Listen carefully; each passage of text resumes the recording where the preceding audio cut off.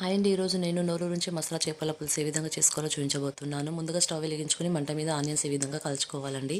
మరొక గిన్నెలో చింతపండు నానబెట్టుకోవాలి. మిక్సీ గ్రైండర్లోకి ఆనియన్స్ వేసుకొని పేస్ట్ చేసుకోవాలండి. ఈ విధంగా పేస్ట్ చేసుకున్న తర్వాత హాఫ్ టేబుల్ స్పూన్ పసుపు వేసుకోవాలి. 2 టేబుల్ స్పూన్ కారం వేసుకోవాలి. సరిపోతే మరికొద్ది కారం యాడ్ చేసుకోవాలి. సరిపడినంత సాల్ట్ వేసుకోవాలండి. కొద్దిగా ధనియాల పొడి వేసుకోవాలి. కొద్దిగా మసాలా యాడ్ చేసుకోవాలండి. చేసుకొని మిక్సీ పట్టుకొని పేస్ట్ చేసుకోవాలండి. నెక్స్ట్ స్టవ్ మీద కడాయి పెట్టుకొని 3-4 టేబుల్ స్పూన్ ఆయిల్ వేసుకోవాలి. 2 పచ్చిమిర్చి, కొద్దిగా కొత్తిమీర, కరివేపాకు వేసుకోవాలండి. ఇంతకుముందు మనం వేసుకున్న ఈ పేస్ట్ ఇందులో వేసుకొని ఈ విధంగా ఒకసారి కలుపుకోవాలండి. కొద్దిగా వేగాక అల్లం వేసుకోవాలి. సరిపడంత అల్లం వేసుకొని ఒకసారి ఈ విధంగా కలుపుకోవాలండి. మూత పెట్టి ఒక 2 మినిట్స్ వేగనివ్వాలండి. వేగిన తర్వాత చింతపండు పీసులు తీసేసి గుజ్జు పోసుకోవాలండి.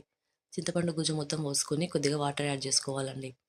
కొద్దిగా కొత్తిమీర వేసుకోవాలండి. వేసుకొని మూత పెట్టి ఒక 5 మినిట్స్ ఉడకనివ్వాలండి. ఉడికిన తర్వాత ఫిషెస్ ఇందులో వేసుకోవాలండి. వేసుకొని ఒక 5 మినిట్స్ ఉడకనివ్వాలండి. ఎంతో టేస్టీగా ఉండే మసాలా చేపల పులుసు రెడీ అయినట్టేనండి.